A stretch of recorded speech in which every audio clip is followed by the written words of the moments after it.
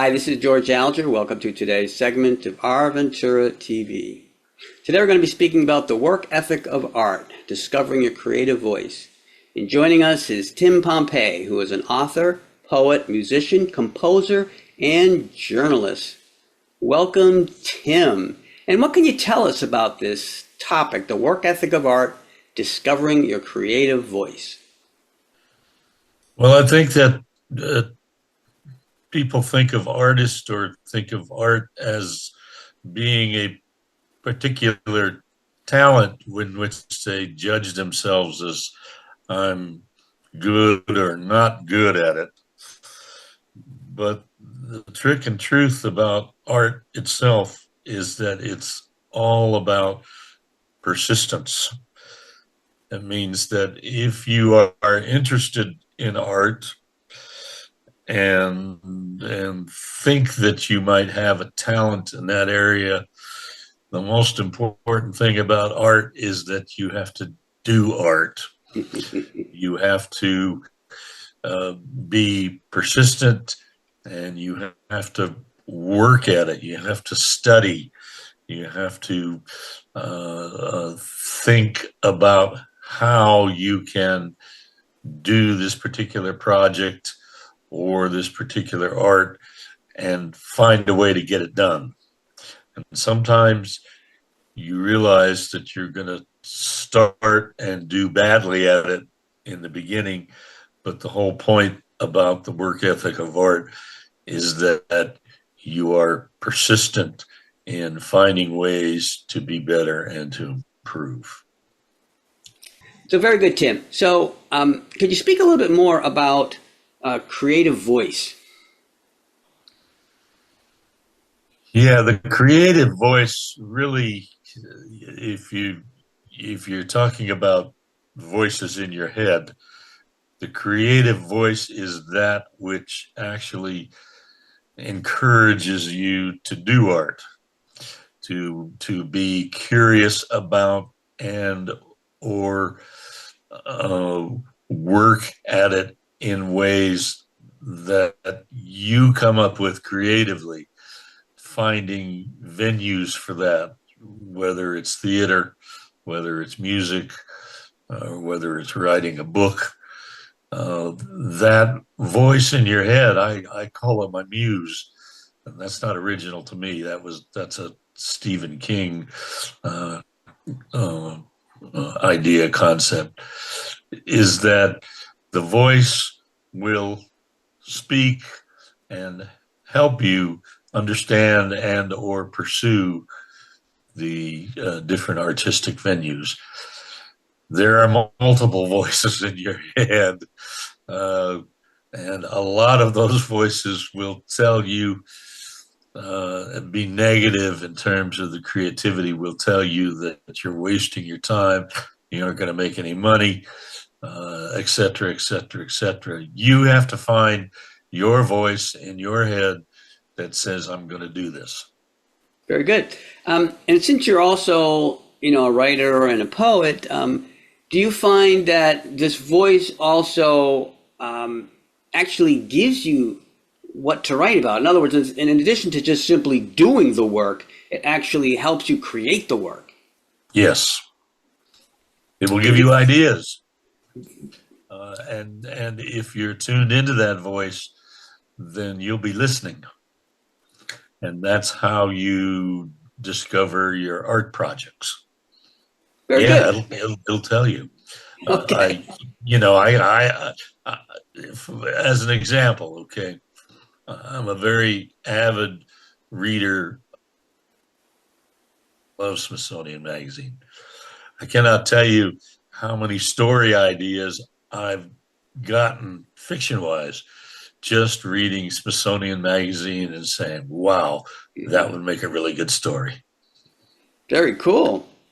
Could you elaborate a bit more on the work ethic part of this topic? You have to do it, man. And people ask me sometimes, how do you find the time to do this? I make time. In life now. I'm an elder senior citizen. There isn't a day that goes by that I don't find some time to do art. And I may be working on multiple projects at the same time, but I have to do it. I have to.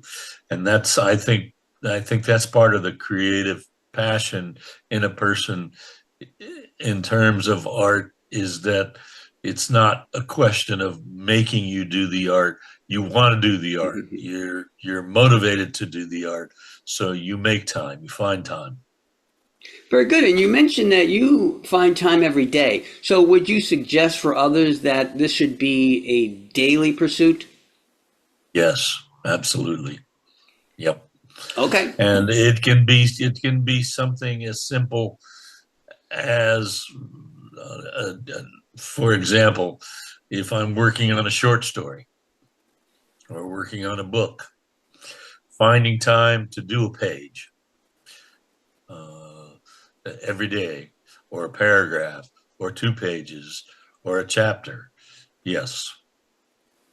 Very good. Now, you've been doing this a long time. Has your understanding of a creative voice evolved over time? Oh yeah, yeah. I think what's evolved is my willingness to listen to that voice and, if, for lack of a better term, ignore the other voices that may be in my head and follow my muse. Yep. Very good. From your perspective, would you say that the muse or the voice might be analogous to one's intuition? Oh, sure, you could call it that. You could call it intuition. You could call it your passion, interest level, however you want to define it. It's the creative urge within you that says, I have to do this.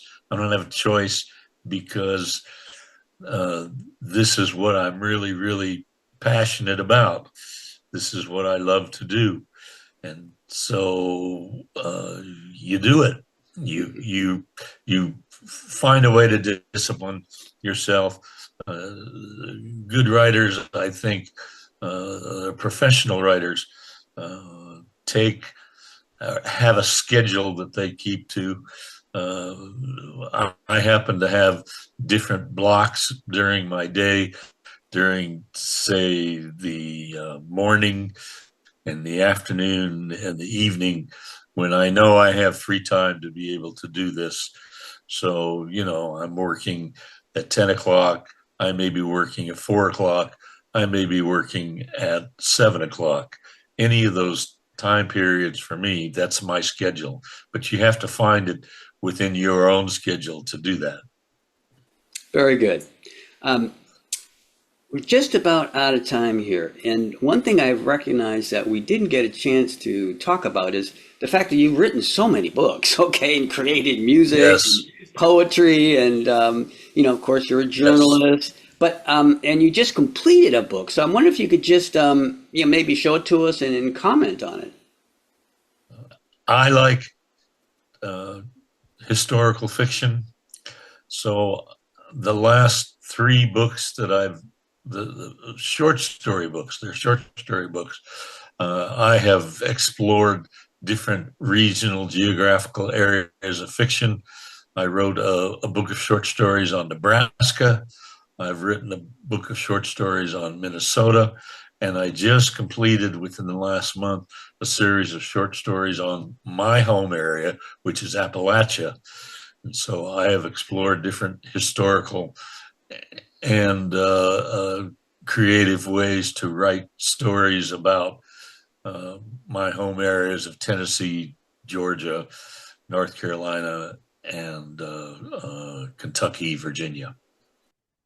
By the way, it's called "The Girl on the Mountain and Other Stories." I should give the title, shouldn't I?